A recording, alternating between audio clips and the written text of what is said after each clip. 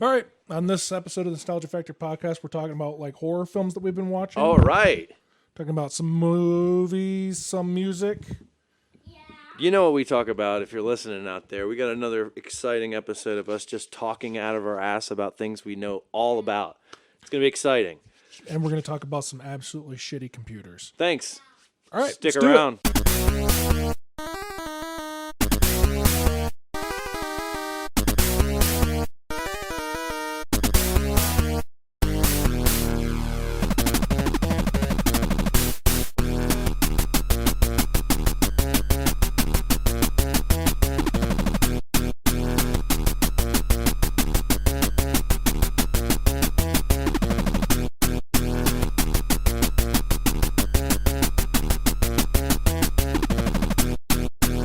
Okay. What's up? I just spent, 2.5 hours?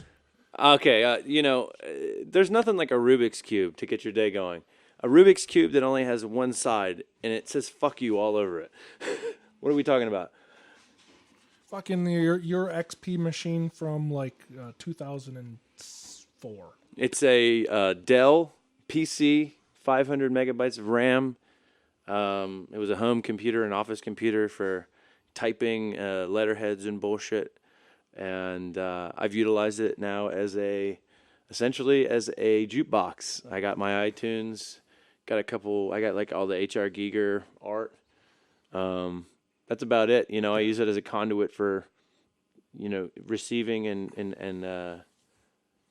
If it makes you happy, it's the kind of computer you could replace on Craigslist for $15. $8, yeah. Somewhere in there. What's really cool is, as far as YouTube or any kind of basic internet stuff, it's out of the fucking question. Yeah. The absolute right thing to do with that particular computer is to wipe the hard drive, reinstall Windows, and scold you for the shit that you do on it. Or shoot it on video with like a shotgun. Yeah. One of my favorite things about this computer was the first time I showed Duane this computer, I was like, hey, check this out, dude. My internet's real slow. He's like, scoot over. He's like, what the fuck are you doing? Take the fucking antivirus off. You can't run the internet and the antivirus at the same time, you fucking idiot. You don't have enough RAM. Seriously, it's a very low-end computer, and he's running McAfee on it. And that's fine and all for a high-end computer, but it's just a resource hog, and you don't have any resources. So fuck it. If something happens to it, you wipe it and reinstall Windows, which is what needs to be done. But I don't have any installed disks on me. But moving on. Yeah. Update from last week. Shia LaBeouf. Why were you fucking with this computer? Stupid fucking computer, by the way. I plugged it in after a year or something. I finally connected it to a wire, went on Mozilla, and I've gotten taken over by this Wisebar shit. And Duane's like, oh, let me fucking look at this shit. And we've gone malware, we've done this, we've done that, and it's still fucked. So that's it. Throw it in the dumpster. I'm going to keep it as a jukebox and fuck the internet. So you hear that out there? Isn't that the internet that we're talking about here? I think we're talking to the internet. We're on the internet. Occasionally the internet listens. But on the internet-y. Not often. Yeah. Well, we're here if you need us. Update, Shia LaBeouf got himself arrested again. He's our boy. Man, did you see the photograph? The mugshot's like he looks like a terrorist, man. He almost looks like Osama bin Laden in the younger years. He looks like somebody who's made a lot of bad life choices, but obviously he's made some good choices, and he's been in some great films. Holes can't beat. He's a pretty good actor. I was pretty bummed out because I thought it was a completely different movie. I thought it was he's clearly still going through soul searching. Youth Gone Wild, still kind of figuring it out. Yeah. Acting out a bit. So he's jaywalking, or no, he failed to observe the don't walk in a crosswalk bit, and then proceeded to I am the youth. Fuck you. Right. At 7 p.m. drunk in Austin, Texas. Is Yep. that right? Fuck yeah, Shia. Hold it down, brother. So it's October, and I've been watching nothing but except for my shows that I have to watch, like Doctor Who. My shows. My shows. I gotta watch my shows too, man. I'm revisiting Breaking Bad. I'm watching The Mighty Boosh. I've finished all the unseen episodes from season 1 that I hadn't gotten completely familiar with. I'm revisiting season 1 of Mighty Boosh. Fucking hilarious. Yeah, I recently, speaking of that, I tried to watch the first episode of the second season of Noel Fielding's luxury comedy, and it didn't go well. I was a little bit not happy with it. I turned it off. Oh man, I'll revisit that, but it lost something in season 2 already. I can tell you that much. I got hit with a line about the zookeeper's. He's the guy that's from I don't know the actor's name. He's from Snuffbox. He's also from Rich Felcher. I don't know which one he is. I think it's Rich Felcher who you're talking about. But he's not the main. He's not the one that's more reoccurring on the. You're talking about Todd Barry, maybe? Probably. He's the one that plays the boss that inherits the company and the IT. That's Todd. Father! Whoa! Sorry to clip out. I'm not going to bellow like that much, but that's great. Look at that. Ooh. Yeah, that's rough. So that guy has this mustache, and he's competing with Howard Moon. He's like, there's a story about it. He took down an animal. He's like, he pulled out a gun he had hidden in his mustache. Nice. That's so great. And then like later in the episode, he fucking another story. He slays him with the sword he had hidden in his mustache. It's anyhow it's been a while. I'm due to revisit the Mighty Boosh. Oh god, it's been irreverent. 4 or 5 years since and they're first crimping saw in the first stuff, and they're talking about that crimping shit's the badass. Oh god. So yeah, let's talk about some horror movies, man. I watched recently You're Next, which was really fun. Like at the beginning of it, I was kind of apprehensive. It's basically one of those house in the middle of nowhere. Kind of reminds me of Funny Games, but not as sadistic and a little bit more. Yeah, it's not as memorable as Funny Games. Funny Games is. It's like Funny Games and The Purge mixed together with a little bit more like irreverent kind of like Evil Dead violence, because some of the the creativity and the violence, I like that, and the gore and special effects makeup's really cool. It's real subtle but still nice and pumpy. There's a lot of thump thump thump kind of heartbeat gushes, and there's some darkness to it, and a lot of comedy and irony, which I find to be my favorite element of it. But that was a good one. What do you got? Let's see. The first one that I watched this past year was, it was Kevin Smith's Tusk. I finally got around to watching Kevin Smith's Tusk. Oh, absolutely, the podcast guy. Yeah, the podcast absolutely. guy. That's why we're doing this podcast. I was like, Duane, I watched Tusk, man. We can do podcasts. The Walrus guy can't do it anymore. What a funny movie. Yeah. That's almost like doesn't it? It ends with him like spoiler alert.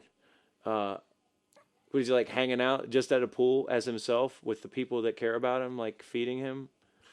Yeah, it's in a dirty, scary. I would call that movie equally parts disturbing and equally parts hilarious. Absolutely. Like, of course, he's now a walrus. He's not going to be able to come back from that. And of course, and Michael Parks. And how sad is it? And the sad music as he eats that fish, and his friends are like, he's a walrus now. Yep. And Michael Parks just plays an incredible character in any film. Yeah, Michael Parks. But he really took that on, and I loved Johnny it. Depp kind of comes through. He doesn't phone it in, as Johnny Depp has been doing lately. Oh my God, I forgot Johnny Depp's in that. He plays he plays like FBI or something, or like an investigator or something. He's a Canadian inspector. A Canadian inspector. Excellent. Yeah, he's got that like fixed kind of like a Canadian French accent. Okay, yeah, I haven't. I watched it once, and I think I did a 3-pack that night. I watched.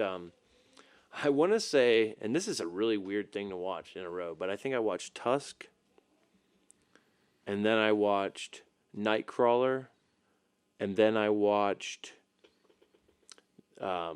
It's got Blue in the title, and it's got the guy from Murder Party, where he's the guy that hangs out in the car all the time, and like he's dirty, and then he's clean shaven, and it's like very. Is it Blue Ridge? No, it's called Blue. I can't remember what it's called, but that was a pretty fucking fucked up movie. I swear it's called Blue Ridge. No, it wasn't. Blue. Because it's like takes place on the Blue Ridge Parkway, like a little bit's filmed up there, right here in Virginia too. I think. I don't think so, but I might be wrong. We'll have to look that up. Definitely by the same director. Deep Blue, not Deep as Blue. Murder Party, and Murder Party's a Halloween classic. If you have not seen Murder Party, get on that one. Everybody fucking dies. I fucking love Murder Party. It's so funny, and I love that he, the Murder Party has a great ending also, where it's just like right back to it. He's like, okay, let's just go back to my life as usual. Whatever, that happened.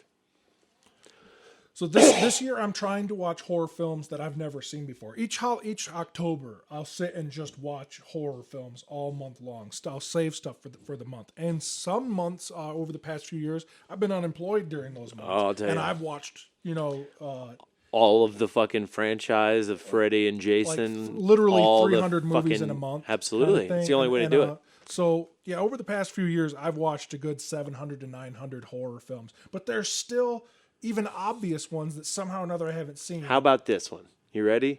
1998, perhaps 99. I did this. There was a Halloween party. There was like the teenage thing where, some kids are getting way too drunk and puking. Some were like doing the heavy petting thing down in the corner behind the fucking whatever in the red light room. And I was sitting in the midst of all the chaos in this foyer with a fucking a bunch of VHS tapes from the goddamn video store, a little TV with the VCR built in, and a fucking Lazy Boy. And that was all that was in that room, and people going to and from the smoking room to this. And I just kind of watched movies all through. So I watched several of Friday the 13th, but what I want to get to is the Psycho movies. I watched Psycho 1 through 4. Which takes Anthony Perkins. So Anthony Perkins, actually 2 nights ago I watched Psycho, and I hadn't seen it since then. And my God, was it much more of a movie now? Because that was a while back. Now that you've matured to correct, visual storytelling. Yeah, I mean, it was like maybe 14, 15 at the time watching those. I'm 31 now, so looking at those films from this angle of life experience, it's much more. I thought it was awesome. I was just like, holy shit, Anthony Perkins is incredible in this film. And then, I think on into the 25 or 30 years later from that film, which was made in like 1960, right? Wouldn't you say? Yeah. Oh, like maybe Psycho 4 might have been like maybe like late 80s, early 90s, because that was the latter part of his career in life. Yeah, I don't think anybody needs to see Psycho 4. No, I think Psycho 1 and 2, and you're good. And 2 is stretching it, but 2 is oddly really good. No, they're interesting. I thought they were really interesting just because I like the evolution of it's spanning on characters. Like with also, RoboCop. Jennifer Tilly's sister is in 2, and she is hot as fuck.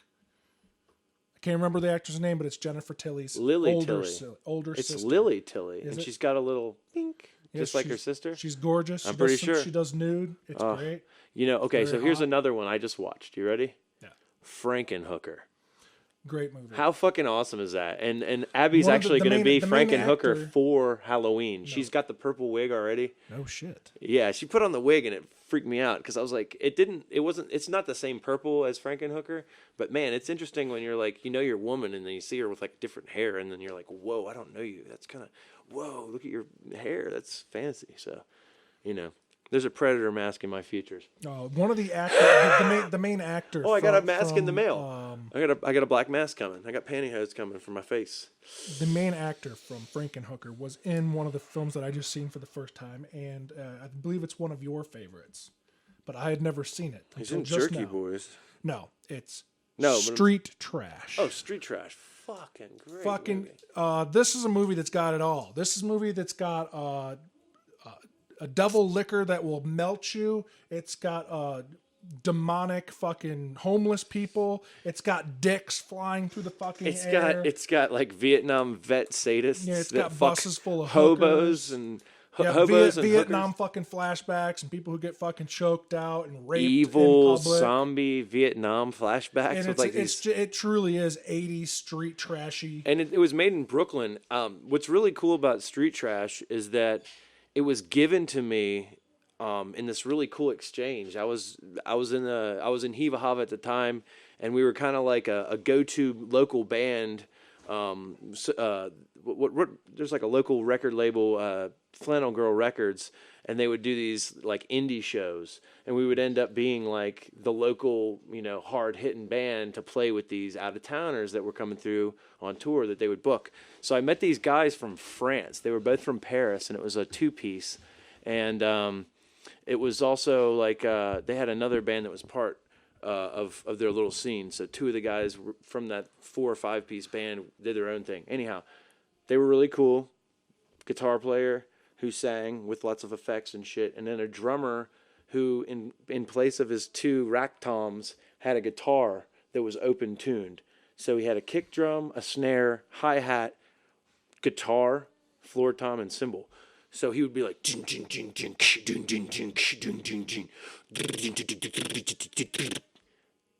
with another guitar player. What's it got to do with street trash? They didn't speak much English. Okay. So I'm transcending a language barrier by talking about like Evil Dead. I'm like, you guys, like I said, French horror movies, man, Martyrs, dude. Like I start talking about a couple of films, and I can't remember at the time. I guess I was a little bit more up to speed at that time. I'd seen a couple of French films that were really kicking ass. What was the other ones? Is it like Let the Right One In? Is that French? Where it's like the vampire movie? I don't know. We started talking about films, and anyhow, I was talking about Evil Dead and like Dead Alive, and he's like, "Oh, Street Trash?" And I was like, "What?" He's like, "Street Trash.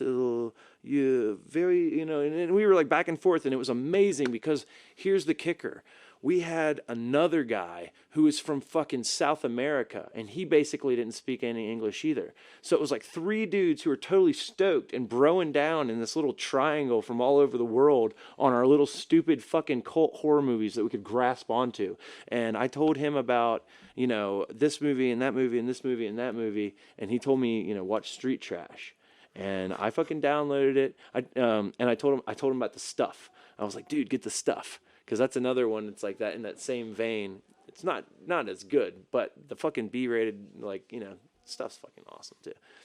I haven't seen The Stuff. Oh, okay. But I've seen Street Trash. I don't want to ruin The Stuff. I'm but all about Street Trash. Wait till you see The Stuff. It's on par with that. As far as like the like sometimes people overact on purpose, and like that's my favorite shit about B horror. The titular line in that movie is so fucking awesome too, because that guy's just chasing that kid for no fucking reason, and he bellows out "fucking street trash," and it's fucking visceral and badass. I was in New York playing a show, and we were right in the area where that movie was filmed, and somebody brought it up, and I was just like, oh, that's so crazy. Yeah, that's right. It was filmed in New York, right? And it was right in Brooklyn, right near. We were playing at a place, ironically enough, called the Trash Bar, which is a piece of shit, by the way. If you're playing tours, and you're going through New York City and you get that show, good luck, man. Promote the fuck out of it locally before and get some fucking local dudes to come down, or you won't make any fucking money. They're like, yeah, you got to get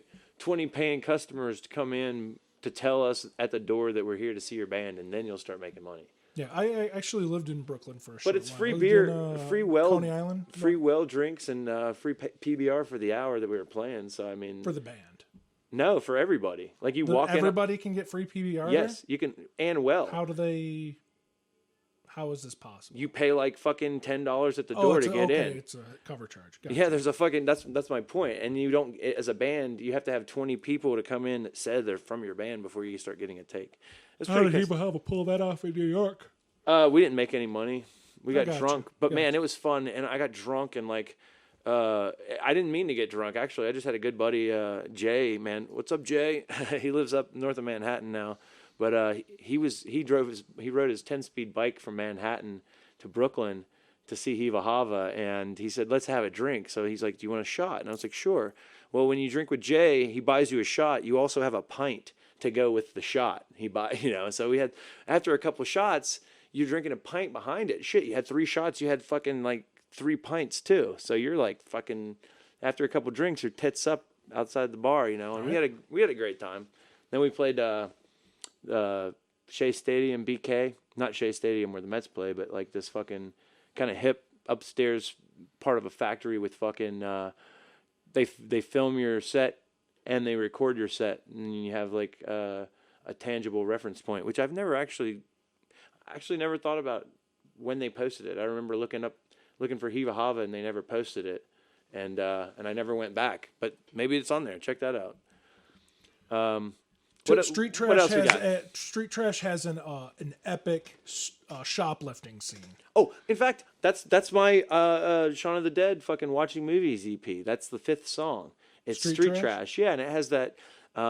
He goes, "Excuse me, sir. I'd like to know what you're doing." He goes, "Well, my man, it's clear to me that what I'm doing is shopping." She goes, "There's a lady complaining that you're taking chicken out of the display case and stuffing it down your pants, and that's exactly what it appears to be to me." And he goes, he says something like, and he goes, "I hope you're planning on paying for that food." He goes, "I ain't planning on paying for it because I already bought it."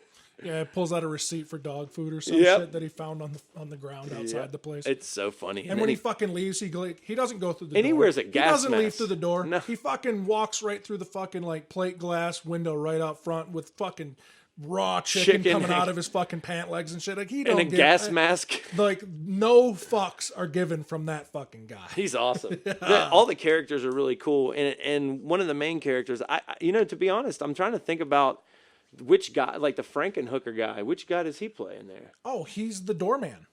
Oh, okay, The that's what it doorman is. that just lets the dude walk away with that guy's girlfriend, then they take the girlfriend to the fucking junkyard. Do you recognize the other guy? Kind of passes out. Do you recognize the other fella from it? Yeah, he's from Goodfellas. And Goodfellas, which guy? The guy who says boss is from Goodfellas. Oh, okay. Well, how about the young kid who ends up with the Asian girl who's Actually, I didn't recognize he's from him. Pumpkinhead. Okay. And that would put him in. He was the redheaded kid who leads Ed Hardy over to Holla, which is another great film. Jesus Christ, watch Pumpkinhead. I've got all 4 of those. They start getting. I've never seen any of the Pumpkinhead sequels, but I can't imagine they're good. But the first one was what's interesting? Right on. The first one's like got a very good emotional core. I cried my fucking ass off after I had a kid and watched it. I have a little boy. And, like, he's got glasses, and he's cute as shit and caring and sweetheart. And that motherfucker makes me cry every time. Am I remembering this wrong? Is the kid in that movie the same kid from, like, Jerry Maguire? Yeah, he looks like it. But, fuck, you got to think that, I want to say Pumpkinhead's probably, like, 1987. Yeah. Or something. So it certainly isn't that kid. I'm remembering it wrong. So, how about this? Pumpkinhead 2 is kind of interesting. I think 3 is a fucking... interesting. It takes place within Hetfield and McCoy. I'm gonna guess that at least 1 or 2 of these All is a prequel. No, I don't think so. None of them are prequels. Yeah, probably if it's Hetfield and Has to be a McCoy's, that's prequel. before. Yeah. Okay, so here's the interesting thing: is that somehow Lance Hendrickson keeps working his way back into all these films through some kind of like psyche into some protagonist where they like flash where he's like, "It ain't worth it, boy. You know it ain't worth it. I'm Ed Hardy." And it's, he's like, "My shit got fucked up in the first one, remember? Don't forget about the shit I done in the holla." Pumpkinhead's great. One of the coolest monsters in all of horror films. And if we want to talk about movie monsters, what's your favorite movie monster? As far as like the aesthetic, like when you see it, just which one just like shatters your brain and pops through all the others? Because I have several. You start so I can think, because you just dropped the question. I know, I dropped it. So I'll think while you speak. Well, it's hardcore. I don't know. It's tricky, man. There's so many amazing ones. I love, I love Hellraiser. At the latter part of Hellraiser, where it's just like creeping down the hallway, and it's like all, an amalgam of all kind of like biological slimy shit. Shit like that. Frankenhooker with all those body parts put together, Reanimator, when things are tied together. But one of the coolest ones, obviously, of all time, as far as like what really, really shatters everything, I've got a couple. But Predator. The way that Predator, that first fucking movie, where it fucking takes his... Right.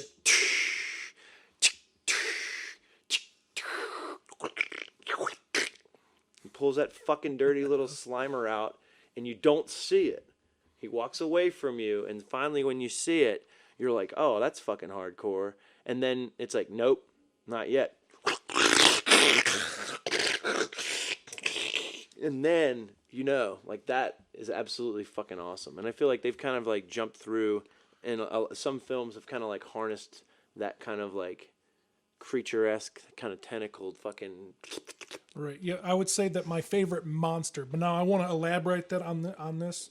But as monsters go, I'd say the Thing from John Carpenter's version of the Thing is Jesus the Christ. scariest monster because it becomes you, can look like anything, and then when it actually does its like gory shit, it's Absolutely. fucking gory as a motherfucker. Absolutely. That with the tentacles flying every fucking which direction, that thing is truly frightening. Absolutely. As monsters go, but if I'm kind of like skirting the question a little bit, I'm very very fond of the bad guy from Nightbreed. He's not exactly a monster; he's actually like a doctor. But he's got his mask that he wears. Oh my gosh, David Cronenberg's character, he's almost which is sideways? he's almost like underused, but he's got this like button eye mask, and it's like the scariest fucking looking dude. It looks and like he goes in those people's it looks house. like remember, he leathery kills skin that that's woman, stretched. Yeah, he slashes her across that the little face. kid's at the head of the stairs, and he's standing there. It's like, holy shit, you are fucked. He's gonna kill even a little kid. Or how about the Korean film, The Host? Oh yeah, with the thing in the water. Is that... Yes, it's really funny. There's like, some guys that are in a lab, and there's like, oh, all this shit went bad, and it's toxic, and they're like, just pour it down the sink. It's all good. So they're pouring the shit that starts like smoking and bubbling and shit straight into the water supply, and then you have this really treacherous beast that's like fucking all fish and teeth and claw, and it's just totally awesome. I remember watching that film. Or how about Feast? How about really that? do like the demons in Feast, and they're very insane. John Gulager directed with Clue Gulager alert, by the way. Clue, baby. Gulager is in this fucking movie, And so is his grandson. Badass. He plays So bartender. There's three generations because the baby that gets thrown is the director's son. He is. Absolutely, 3 generations of Glue. You sure about that? Of course, motherfucker. Did not Special know that. features, baby. I guess I haven't watched the special features. I'm actually. I love that, dude. You know what's funny? I'm Facebook friends with John Gulager and his wife. I just rewatched I rewatched Feast trilogy, and the last one. It's so fucking awesome. I remember when he was the first time I watched it. He's like, some guy gets his arm ripped off, and then this one gets hurt, and he's like, I got you, boy. This is gonna hurt. And he takes a bullet and pours like a fucking like a shitload of gunpowder in there, and he's like, oh yeah, and that's too much. His whole He goes, fucking arm and then he off or goes, some it shit. works. It worked in Rambo 3, and like Yeah. that just fucking killed me, because I am that kind of guy that likes to go back and watch film, whether it's like true merit or just I want to know. Like inquiring minds want to know. I watched all those fucking movies. So Right. So Rambo, it's let's just go right to the music from First Blood right here, okay? Where the road ends, that's the place for me. Where I'm me in my own space. Where I'm free, that's the place I wanna be. 'Cause the road is long, yeah. Each step is only the beginning. No breaks, just heartaches. Oh man, is anybody winning? Yeah, that's fucking insane. Good old Frank Stallone. Got to keep that guy at work. Thanks, Sly. what are you talking about? That song we just played, man. That's Frank Stallone did the music to The First theme Blood? song, yeah, absolutely. That road is long and each step is only the beginning. You know that song. It's a long road when you're on your own. You were jumping around pretty goddamn Jesus good Christ. on me. You know my favorite one? My favorite part of the song is that part was like, it's a real war outside your front door, I'll tell you. Out where they'll kill you, you could use a friend. Can anybody send us like a prescription for Ritalin or some Adderall or something? Calm this guy down. Fuck you, man. I wrote a song this week. It goes, why should I have to turn it down? Why can't you just turn it up? Match my intensity, you lazy Here you fuck. go. Okay. What other horror films have you watched so far this Halloween? This I woke Halloween up. season. I don't know if this counts, October. but I have a playlist, and my films just kind of go, A through Z. And I fell asleep watching something, and I woke up and it was The Shining. So I saw like a ladder like 5-6 minutes of The Shining, which if you only watch that section, it's incredibly effective. It puts you on edge. You're like, oh shit, she's getting in the snowmobile to escape. The dude's like, the blood comes down the hallway. The fucking kid's getting chased down through the fucking maze. It's super I cool. personally consider The Shining to be the personally the most effective horror film I've ever seen. Holy shit! It's the one that works the best on me. Going back to the first time I've seen it, I have muscle memory from that. And actually, that's the book I'm reading at the moment is Stephen King's The Shining, because I think it's ridiculous that I've seen the movie, 60 some odd times, and I had never bothered to read the book. So this October, that's my Halloween horror reading material is Stephen King's The I Shining. can tell you that I have plans to watch several films, and if you want to talk about those, I can get on that shit. Because No, I mean, we're still we'll probably record yet another podcast here in October to Okay. put some more in there. But we're just getting started. Like I say, I'm trying to watch films for the first time. Right. This particular one, and it seems ridiculous that I'd never seen it until now. But I watched Takashi Miike's Audition. Ooh. And I can tell you this: Doesn't it have you guys might be upset with me for this, but I got to tell you, it's so far my least favorite Takashi Miike film I've ever seen. It's very subdued. It takes a while to get where it's going, and then when it finally gets where it's going, it's basically just this chick, tortures this guy, Yeah. and it's got some really interesting mind stuff in But there. isn't that part of a trilogy? Doesn't that correlate with like Is it sympathy like- for Mr. Vengeance or some shit? And No. That's a different director. That's I didn't get into any of that shit. fuck. That's a Korean director who Doesn't did Audition something have for to Mr. do Devil. something specifically with like? I think Audition's standalone, but it's an early Takashi Miike film. Takashi Miike is of course most famous Ichi the for Killer. Ichi the Killer. Or Gozu, Yeah, Gozu. or just Ichi, and he also Suki did Western Django. Sukiyaki Western Django, yeah. And then there's also he did for the Masters of Horror. He did the last episode of the season that was actually banned. I think it was called Imprint, Yeah. which I have. I have the box set. Check it out over there, man. It's like the Crypt. Yeah, I really like his films, but I think Miike is best when he's bug nuts. When his movies are fucking kind of really off the hook, Yeah. I think that's when he's at his best. Gozu That's is my fucking personal crazy. opinion. Audition felt more like a chore to make it through.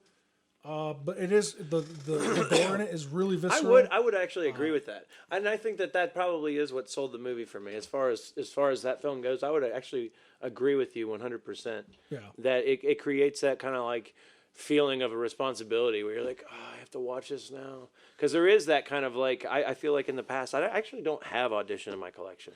Yeah, and however, I could see someone who's a huge Miike fan, like listening to what I just said and be like, "Oh, that's just blasphemy." It'd be like someone telling me, "Dude, Eraserhead's really hard for me to watch and shit and stuff." It's true. I'd be like, "Get out!" Hey, look at me! I've sat through Eraserhead probably like 25 times. I don't think I've ever made it through the entire film. What? Because I always end up watching it in an inopportune time, and I'm never kind of like, oh, I'm going to rewatch that. I was just like, I'll watch Eraserhead again. And it's just like, this movie's fucking crazy the whole time. And there's that specific film, like, there's a certain, like, quality in those unseen kind of acts that he reveals, and that's kind of cool. And I feel like that's the magic of his film, is that he kind of, like, opens a door and a window to a place that you can't even imagine. And that's really, I think, the effectiveness of that guy. That, like, go ahead and close your eyes, everybody out there. Now think of something really fucked up. Like, think of something depraved and very inhuman, sadistic, but yet sort of refined and classy and elegant at the same time, where it's kind of like an indulgent, And vile we are act. speaking about Lynch, right? Either Or Miike. both, yeah. And Okay. I'm just saying, as far as film goes, those films create this thing that's very like intangible, but as soon as you experience it, you realize you're like, oh shit, it's getting real, and you can kind of like experience that in a way as if you were in real life, because it is such a foreign kind of a thing, like that chick fucks that dude up, and it's like not in a. She totally fucks I that mean, dude there's a up. lot of wire involved, Yeah, There's, like, she's sticking needles all the way in, like deep into his body. and it's pretty neat. Like explaining to him, taking the time to explain to him that like deeper in your body, your nerve endings are blah blah blah. And she's got needles going in behind his So there's eyeballs and shit. there's certain elements of that are very interesting and make the movie worth watching for sure, and certainly but an that doesn't interesting thing. take that specific moment doesn't take place until the climax of the film, Right. like an hour and a half in. It takes an hour and a half to build the tension of what is this guy doing to try to find a relationship and shit like that. And it's a fine film. I don't care if I ever see it again personally. First of all, in all honesty, torture porn horror is my least favorite kind of horror. Like movies like Hostel and stuff don't exactly do it for me. And I only saw the very first Saw film, and I don't care about the rest of them. I'll speak specifically about the film. What I can say about Saw from just a horror movie fan, I did watch all of them because I was curious on how they were going to up the ante with their special effects. Because the visceral violence in Saw is very creative.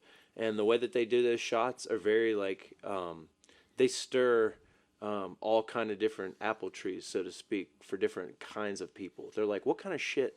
What are most people, what are people afraid of? Let's just make a list. Okay, now in this film we're going to tap into that guy. This guy's afraid of needles. Okay, this guy's afraid of fire, or and they kind of like prey on human fear. But when they create these torture devices, it's really creative, dude. Like I want to say in the second or third movie, there's one where there's a guy that's like completely racked up and he's geared, and all of his limbs and everything are connected to a gear that's spinning in counter to where it's supposed to. So at some point, all of his arms and legs just start like compound fracturing and twisting apart. There's like a junkie girl who like falls into a giant pitfall of needles, like used like biological fucking waste needles. Oh fuck. Or like a girl who has to get something from up above her, and she reaches in, and then it's all like knives and stuff, and like, there's just so many different elements of that are just really fucked up. And I thought the element of everything about the background of that is like, oh, some guy's like trying to teach people lessons because he lost somebody he loved, and now he's like trying to change the world by being everyone's bane. But take all that shit away. Like, I think that aspect of the movie is kind of stupid. That's kind of like what I was about to try to get at. But the application of it is magnificent. So what I'm suggesting is if they were to take those main plot points that make it so important, of like, oh, Jigsaw, blah, blah, blah, fuck Jigsaw. Watch this person get fucking dusted, and then go to the next one. And then you got a quality horror flick. Because then it turns into Faces of Death. There once was a time where there wasn't 6 Saw films, where there wasn't a popular culture consciousness of what these films were. So when the first one hit, there was a trailer for it. In the trailer, you didn't know what the puzzle was. You didn't know what the backstory was. You didn't know anything. There's just this trailer for one movie called Saw, and that trailer looked, holy shit, we better go fucking see this. Yeah, and I thought it was kind of psychological. And we went and saw it, and I can tell you the best part about that movie was that there was a trailer for The Devil's Rejects. Fuck you, Saw. So I didn't see it until here's after the thing. it came Here's out. the thing. In the theater, watching Saw with the expectations of whatever that first trailer set up, and at the end of the film, the people that I went to with we all looked at each other like, so the big bad scary killer guy was the guy lying on the floor the whole fucking time? Fuck this movie. Right. And yes, his motivations for something bad happened to him. So I'm going to do this. I'm going to do this to all these people. But in the first Saw film, which is the only one I saw, he wasn't actually doing any of that shit. Right. He had another guy that he was like threatening Right. to do it. And so that's that how guy, it all happens. This guy who wasn't a killer, bro. did all that shit. Just wait till you get to like. And it's like let's scratch our heads and think about this Okay. for a second. Here's the news. Let me put some puzzles Instead together. Like of me building torture devices and having people cut their own foots off and shit, here's what I'm going to do. I'm going to call the cops. End of fucking movie.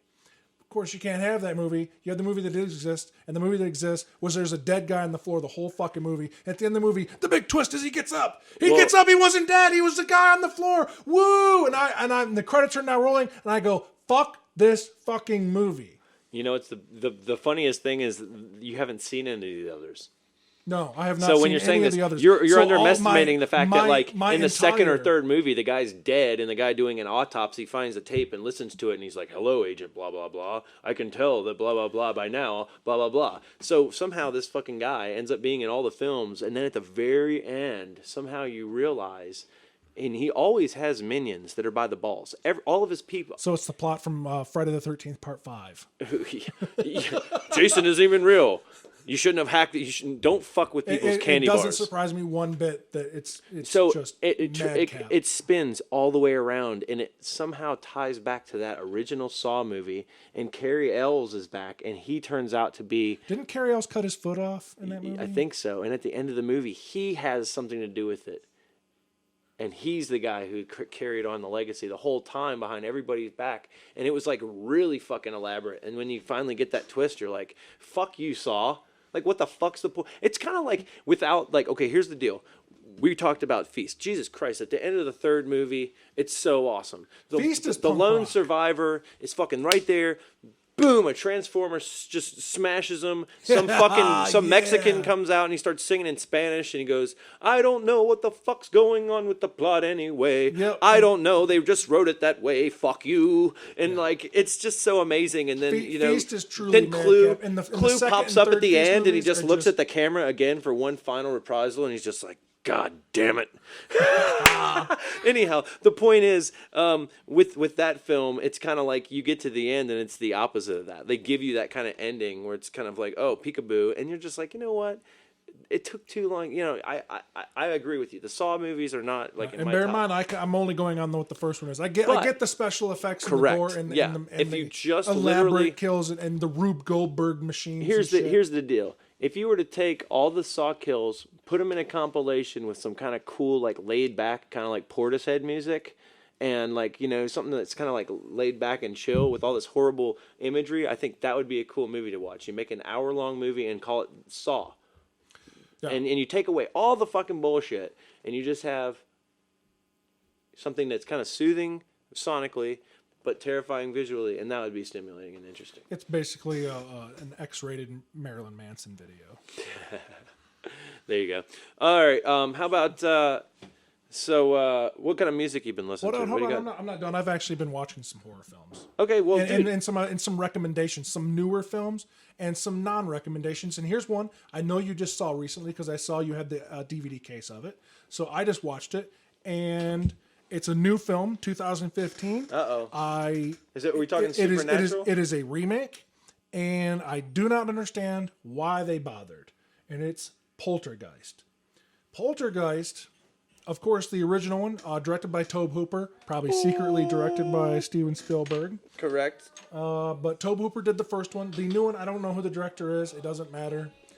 It's basically by the numbers the same movie, basically. I actually watched this last night, and I fell asleep. Here's the thing about it. It's a perfectly. The movie works with it's passable as far as its movies goes, but why does it exist?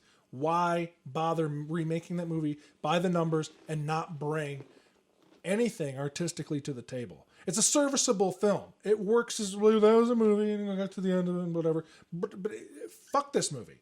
It doesn't.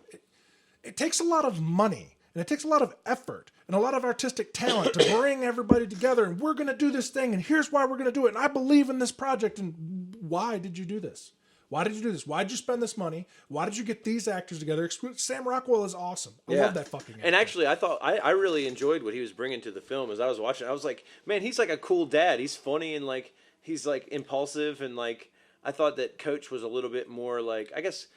It's I like don't know. someone commented on Nostalgia Factor's Instagram, which on Instagram I'm sharing all of the horror films that I'm watching, giving really short, like maybe 3-sentence reviews of them, and letting them know and putting up a picture. And some people are commenting, and one person commented on the Poltergeist that they really liked when Sam Rockwell was like, he's at dinner with somebody and they're telling him like, you know that that entire neighborhood was built over top of a cemetery, and he just kind of goes, that's not like cool, is it? Yeah, yeah, it's awesome. No, it is not. That's cool. what I thought was really funny is that, you know, he's like, yeah, he's like, come with me to the dinner party, you know, you can watch me drink bourbon. And I was just like, that's a good guy. Like, he's talking to his wife, and he's like, come on, babe, your motivation will be just like, come and watch me get drunk with a bunch of dicks I don't care about. We got to do this together. Let's go. It's just funny. one of those films, another one of those But to be remakes. honest with you, I hadn't gotten too far into it. Like, I gotten to a point where, like, you know, they found, like a secret. They found a squirrel and stuff, and he like impulse bought a bunch of shit. And at some point, I woke up in the night and, like, you know, they don't have the little midget lady anymore. They got this fucking TV, like the fucking coast is clear kind of dick walking through. Yeah, that's Jared Harris. He's a great actor. Which is Richard Harris' son. Richard Harris being the amazing actor. Probably, I don't know what awards Richard Harris has gotten, but he's an old school. I think Richard Harris has passed on now, but he was incredible. Huh. But yeah, there's like 3 kinds of remakes. There's the one remake that's like, holy fucking shit, 3 minutes, and they fucking did it right. They nailed it, man. It's fucking like the Texas Chainsaw remake, Texas Chainsaw Massacre remake. Like, obviously the original still exists. If that's the one you prefer, it's fucking awesome. I think the remake is also fucking awesome. It's really fucking good. Like, that's how you remake a movie when you bring it here. Then there's the movie that's like total fucking shit. I'm trying to think of a remake that's total goddamn garbage. Like, oh, you fucking blew it, you fucking assholes. And there's so many of them, but I just drop them out of my fucking skull. How about I Spit on Your Grave? I haven't seen that Last one. House on the Left. The Last House on the Left. I mean, these remakes is just why. You know what? Another one that they did, I think that was like really good was what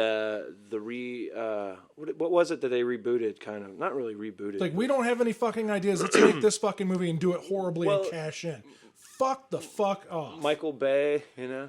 What was it? Michael Bay is actually involved in the Texas Chainsaw. No, but remake, I'm though. saying he did. I think he was the one that did. I'm trying to think of what. It's Friday the 13th, the final cut or the director's cut, or whatever. The new Friday the 13th? The new one, yeah. Right. They like or created, even the new Nightmare on Elm Street. That movie's garbage.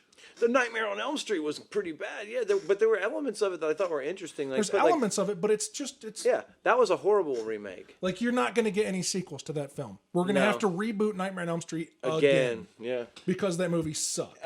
What else was there? There's a few other ones that. And I guess what I'm saying is the Poltergeist film isn't quite that bad. It's just there in the middle. Right there in the middle where it's like, we did it by the numbers. We remade this movie. Why the fuck bother? Oh my God, the amount of money and effort it took to bring that to the screen, and you've done basically nothing. You know, a good trilogy that's going on, and I really like is Hatchet.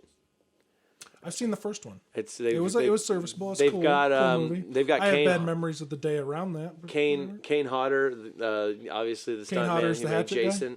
Yeah, Victor Crowley, and then each film gets chronologically and exponentially more like irreverent in their stuff. But I'm trying to think of what the premise was. I know they were just in the bayou. Maybe they're like in the bayou, and there's shooting like a little mockumentary kind of thing or something. Well, no, that's Bayou Beavers. That's one guy. But what it is basically a couple buddies go down for this thing, and they decide to go on a like a haunted swamp ride, and that's actually like been banned because it actually is fucking haunted and is fucking dangerous.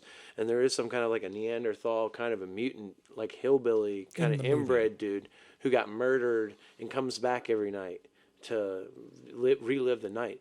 The third movie starts out with like Gwar as the theme music. Like, literally? Oh, okay. I was going to say where they were in the movie. Cool. No, that would have been awesome. But like, you know, it's like the credits are rolling and it's Gwar playing Genocide from the record Bloody Pit of Horror. But anyhow, Hatchet's really fucking cool, and I'd recommend that this season. But what I'm trying to think of some other movies that they redid where it was just kind of like, oh man. There's plenty of them, but it's kind of those are the kind of movies that we try to forget about, and so now that we're trying to remember, it's a little hard. I remember I was kind of apprehensive about Predators.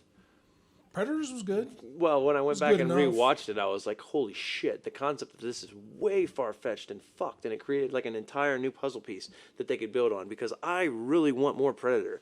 Like, Alien versus Predator. Let me just tell you something. If you want more Predator, read comic books. No there is shit. a shit ton of really cool Predator comic books, and there's including Predator versus Aliens Versus and Ash. they're actually good. Is it going to be versus Ash? Well, you know? the Ash one, they have like Freddy Freddy versus Jason versus Ash. And then they have I have like, not read it though. So how I don't know about how good this? it is. Marvel Zombies versus Ash.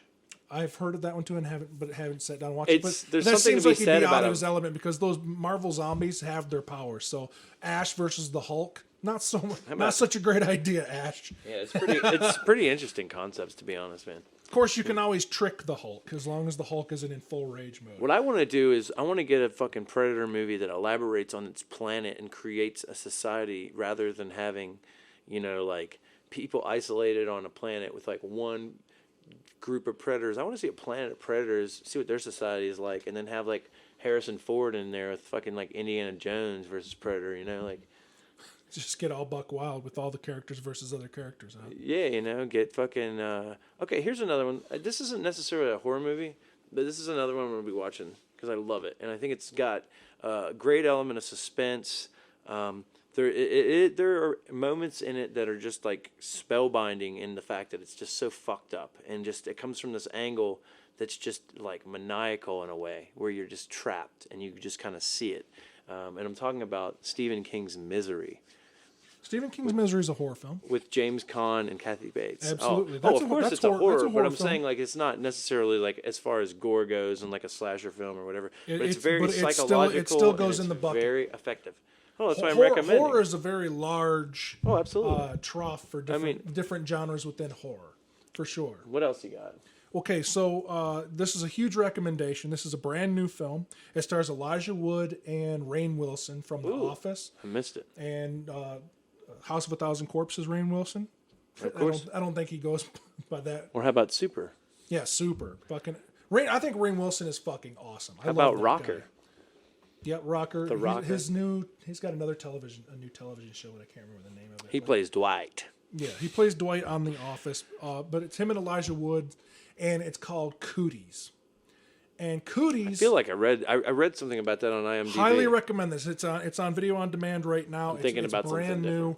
But Cooties is Elijah Wood is a substitute teacher. He gets called into his old school where he used to go when he was a little kid, and within no time, the little kids start contracting a virus that they get from eating the chicken McNuggets, and it turns them into basically murder zombies.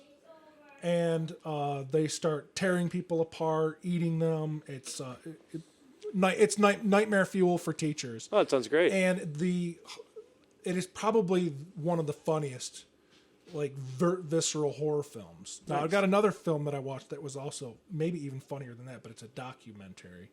But this, I know, I'm going there. Are you talking about it? But first, we're going to talk about Cooties. Oh my God. Okay. Yes, Cooties is freaking hilarious. I cannot recommend this enough. It's kind of lowbrow, like the effects are like, like whatever. But seriously, whatever. You just look past that kind of stuff when the movie is this funny, and it's seriously, they have to kill little kids and stuff in this movie, and you don't do that. You don't do that in video games. You don't do that in movies. And this movie, they're like, technically these kids aren't kids anymore. They're zombies, and they like brain them, and it's like so funny. Battle Royale, they brought some of that out. My favorite line is Rainn Wilson is spreading gasoline. Like they wind up at like a Chuck E. Cheese kind of place, and all the little kids are in jungle gyms, and they're about to come out and get them. And Rainn Wilson's spreading gasoline everywhere, and he pulls out a match. He goes, "I'm gonna give you kids an F for fuck off." Blows up all these children, and it's like, dude, this movie rules. Great, So, I'm gonna have to see that. High recommendation. Please see Cooties. It's great. And, Damn, I can't wait. But the other comedy one, I'll even let you go ahead. You know what it is. I just look at your You know what face it and I is. want to say What We Do in the Shadows. It is What We Do in the Shadows. We're talking about a New Zealand documentary about vampires and life as a vampire. And man, what a jolly good display of fucking great writing and dry tongue-in-cheek humor. Extremely. The best the best comedy bits aren't even, you can't even do dialogue for. It's just the looks they give the camera. Like two vampires fighting in the kitchen, and the third vampire just gives the camera look like, you see what I got to deal with? Yeah, oh my and God. It's so fucking funny. I love Pete. Which one was Pete? Pete is Nosferatu in the basement. Isn't that Yeah. his name? Where he's like, Yeah, he's Peter, 8,000. his Peter. And he's like 8,000 years old. And it's like, you know. You understand that the supply closet demon? Yeah, absolutely. What cracks me up about this film is that the characters take themselves so seriously. And they have this pride and their own individually, like, projected forward pride in being a vampire. So he's like, I'm 863 years old, and in my day, blah, blah, blah. And then it's like, this guy's the new guy, and he's like 300 years hold on. old. Yeah. Just in case you haven't seen this film, the premise is there's a house flat, and you might have roommates, but these are 4 old vampires from different centuries. So one vampire might be 150 years old, another vampire is 300 years old, another vampire is like 700 years old. And then you got this motherfucker in the basement. Yeah, It's like he's 8,000. Yeah. And he doesn't even speak. He just goes, "Rah!" And he is literally Nosferatu. They designed it specifically from that film. And the irreverence of it, some of the lines, oh my God. I can't remember what's the name of the actor? I'll give you one. Basically, one of the funnier parts of it is they get their familiar to bring a couple people over for dinner, and so they're asking her questions like, "And are you the virgin?" But then they do the thing like the TV show The Office, where they kind of like cut to, and then they're interviewing them straight into the camera. He's like, "What is it with the virgin thing?" It's like, "I don't know. It's like the virgin thing. It's like it's cool, you know." And then they ask, let's like it goes to the other guy, and he explains the virgin thing. He's like, "Virgin thing." He's like, think of it like this. If you were to say, I don't know, make yourself a sandwich, it might taste better to you if you knew that no one had ever fucked it. That's it. That's the one, man. Killer. I like when he's going on about the beast, you know. He's talking about like this, his ex. He's like, the beast. You know, he's just going on. It's the worst merciless creature. And it's like, you know, he gets anxiety for keeps seeing her. Yeah, and it turns out it's his ex-wife or his ex-girlfriend, and like the whole time you're thinking about this, like he shows photographs of it, and it's like a horned beast with like, you know, like hoofs and shit. Yeah. Every time they mention the beach, the dude gets a little bit older. By the time it's like right before the party where they're gonna actually see her again, the dude looks like he's aged like 600 years. And he looks like a corpse in a chair. He's like, I don't know if I feel up to going. It's so awesome. And then they like turn someone into a vampire, and what is it? Pete like eats the guy, and he's like, "Well, you turned me into a vampire." And yeah, then they chase him out the door, and Peter eats. He's real stoked. And like, there's a scene where he like tries to eat food, and then he like pukes blood for like 10 minutes, right? Right. It's just like projectile, like. That's all. Because he ate a French fry. He ate like French fries. Eh? I can't eat fucking chips anymore. Yeah, and you can't talk about this movie without mentioning the werewolves in it. Oh God, that's so the werewolves. Funny. They're like they have it's kind like, of hipster bros, and they're just kind of out there, kind of leading the pack, and they've got like little rules from themselves. Like, man, what's with all the swearing? We're werewolves, not swearwolves. Yeah, it's funny. It's almost like the Warriors in that they have like their own little clique. You know, it's almost like this is our territory and this is the gang. You know, obviously. The comedy in that is like just seeing that fucking that chemistry between the camera and the actor, like you were saying, that mockumentary stuff where people are just like they put you in this position of like ambiguity. They look at the camera and they're kind of like, I'm gonna relish that moment for a second, or like, you know, they put you in like, what the fuck, like that guy is fucked, like what the fuck is going on? Anyway, that's the films that I've seen so far. It's only like the 10th of October at this point. I hadn't had, you know, my time's. I work full time, so those are the horror films I've seen so far in October. With next podcast, we'll be talking about a little bit more of these. But music wise, how is the new Iron Maiden and? I haven't. It's fucking computer, dude. That's why I plugged up the goddamn cable. I was gonna go see what that was all about, and I got the malware. Fucking Wise bars boxing me out. So I can tell you that I haven't listened to the new Slayer record, but I did see that video for their single, and that thing's balls to the wall. The single for Relentless, yeah, dude. Relentless is this. What's the name of the album for new Slayer? It's Repentless. His name. Repentless. Yeah, that's the name of the song. Repentless. The title track they made a music video for, and it is essentially a jailbreak riot that just full blown jail shivs, drill yard, fucking smash them up with fists and weapons of any kind and all kinds. All the most violent parts of Natural Born Killers prison scenes, like pumped up to volume 10. Yeah, or 11 even. There's like some very visceral violence. There's people and then getting their eyes gouged out. There's a scene, the very last little scene. It's like a dude like gets out of his cell, and then obviously it's like two badass like leaders, and then one-on-one they go bare knuckle. One guy fucking just totally kills the other one, and then he just walks back in his cell and sits down. Like that was the entire reason for the riot, was so he could fucking murder the other guy. And it was just like so crazy.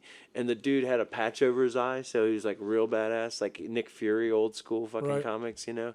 And yeah, dude. And they've, you know, Slayer's just. I'm glad that they're still rolling, you know. The music that I've been geeking out on. First off, there's the new Lana Del Rey, her Honeymoon album, Oh, I didn't know which that. I don't like as much as Paradise? Born to Die. It's no Born to Die 2, but it is really good. It's just not capturing me Huh. the way her first album did. Some other new music.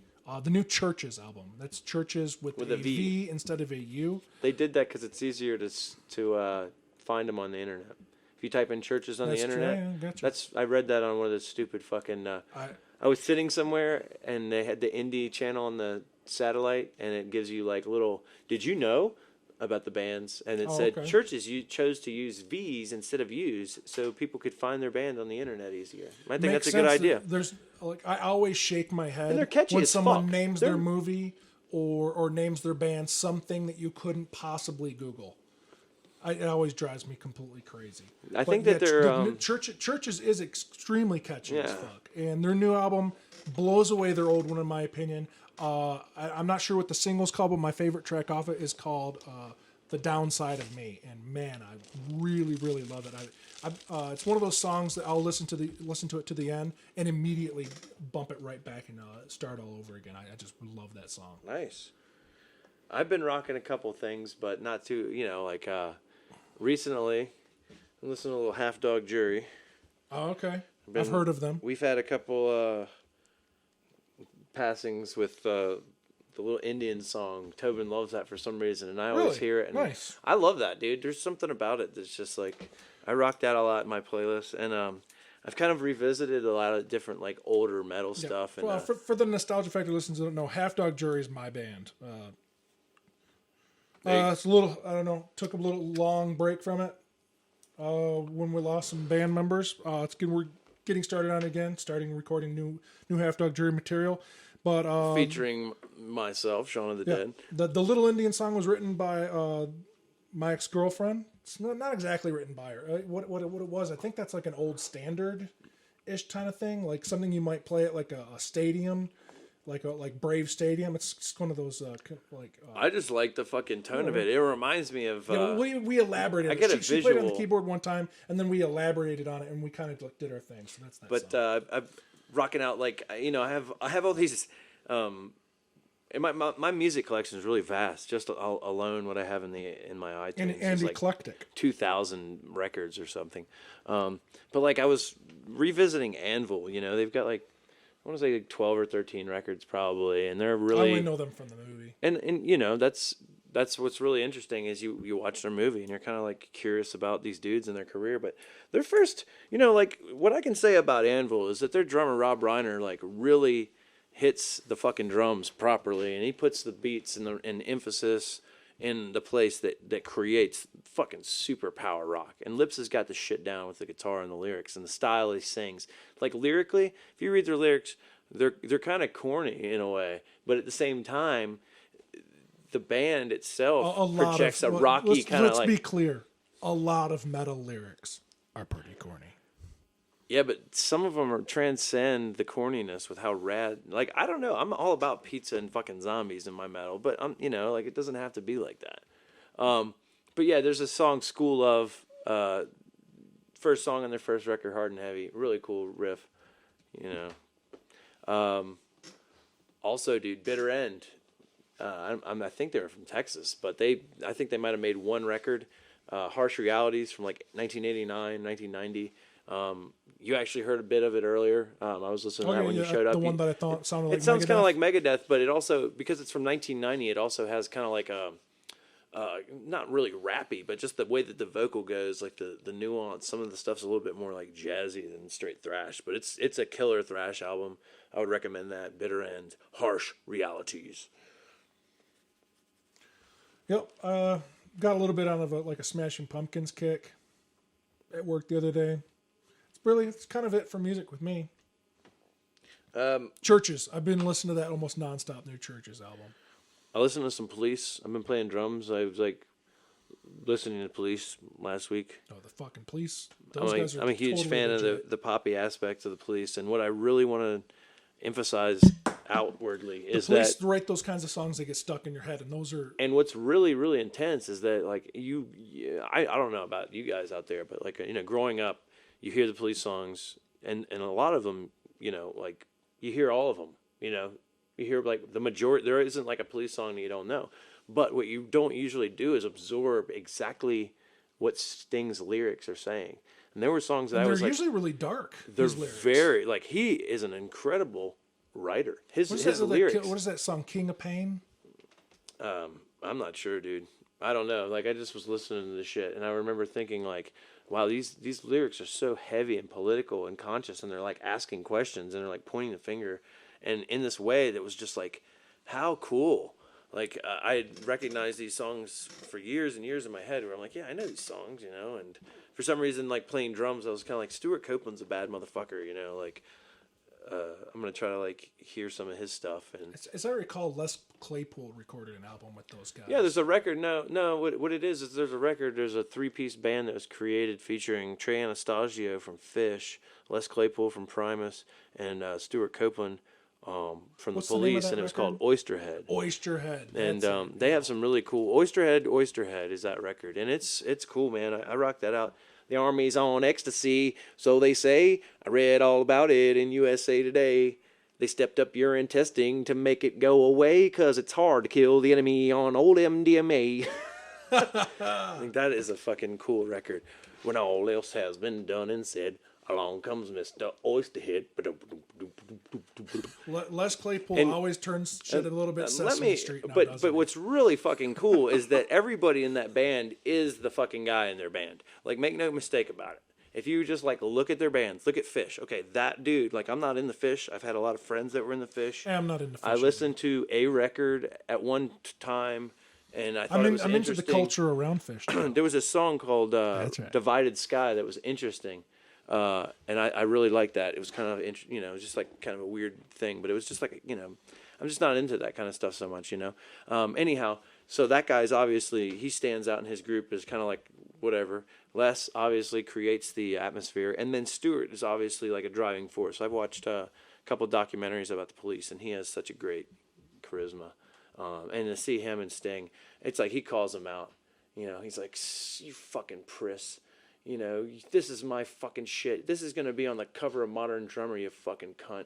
Watch this shit. Like he's like, oh, it's very nice to see the interaction of those dudes. There's a documentary live album combination called Certifiable, and it's like a live concert in Rio de Janeiro or Buenos Aires or some shit, and it's like, within the past like 5-6 years ago they did it, but they have a documentary made by Stuart Copeland's son, and it's hilarious because their chemistry is like that. They're kind of like two. The Police have a documentary called Yeah, it's Certifiable. right here, live in Buenos Aires. It's interesting. I got it for like $10. What era was this filmed in? 2000, early 2010s maybe, Really? or probably. Maybe not. I don't know. But what was interesting about it was just to see that chemistry, So you got with the Oysterhead, you have those dudes just totally being the front man or the driving force of the group, and when you put them all together, they create some pretty fucking interesting stuff. I haven't listened to that record in probably close to 10 years, but I had a few tracks on tape. I was always driving cars that had tape decks, and I always had cool mixtapes, and I had a Buckethead, Oysterhead thing going on. Ninja Turtles, yeah. Tobin's showing us Leonardo. Good. Anyway, you got anything else? Gonna build a skate ramp. We're gonna. Oh, Dad, let's do it. Yeah. Here's what I promise. I won't get on that with a skateboard. I'll die. But you can help film. And I have a really interesting concept that I'd like to do. I'd like to mount a camera, and I'd like to film our... I think we could probably build it all in a day. I'd like to get the supplies. We show up, drop the supplies off. We're filming. Fucking build the ramp, and then we start skating and have like a fucking... Then we film the skate session and have a little skate video. It's like 10 minutes long. We build the ramp in about 3 minutes, and then we skate for about 7. and we edit footage to just have us only doing the tricks that we land. Or Well, only, of course, of that's course, how you it know, usually works, you know how, unless you want to make a compilation of fails. or unless you want to fucking be a pro skater and be in a real video and like have fun and get free shoes and pants and shit. You can look like a goddamn boss. But so yeah, Halloween's coming up. I got a show this Halloween. My band Fat Jagger's first show. We've been working for about a year on our material. We are definitely garage rats, basement rats when it comes to our music. We are just have been cultivating a sound and working on our riffs and kind of elaborating on these really interesting concepts that a guitarist and frontman has created. And alas, we're finally going to break out, and we're going to do like a Halloween kind of thing. So we've got a couple sets coming up that we need to start practicing on pretty heavily. We've got a couple weeks to do it. So, I look forward to it. Yeah, I think that's going to be real October cool. 30th in Floyd, Virginia. 31st. 31st. So I think at some point between now and then, we're going to try to get somebody together to maybe do a little video for it, or at least record. And then we can have a tangible, you know, like, this is Fat Jagger to put on the internet, because I typed in Fat Jagger on Google and I got one thing, and it was actually like a YouTube video. Well, it's a good name for a band. I'll be the first one to tell you if I think your band name sucks. She reached under the table and she grabbed my Fat Jagger, dude. There you go. You know.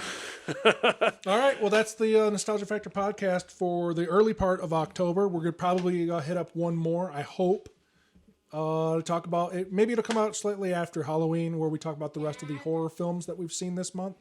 And check us out on Facebook, Twitter, YouTube, Vine, Instagram, Tumblr. We're all over the place. It's Nostalgia Factor.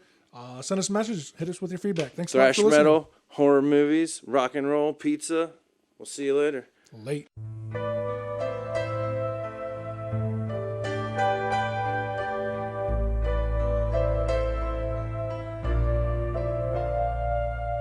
We gave our hearts, we gave it all. Flame in the fire burns forevermore. Sorrow and believing, honor and truth, raced by us blindly, wrapped around our youth. Peace in our life, remember the call. Oh, a tear for my brothers, think of them all. Home of the brave, we'll never fall. The strength of our nation belongs to us all. nostalgiafactor.com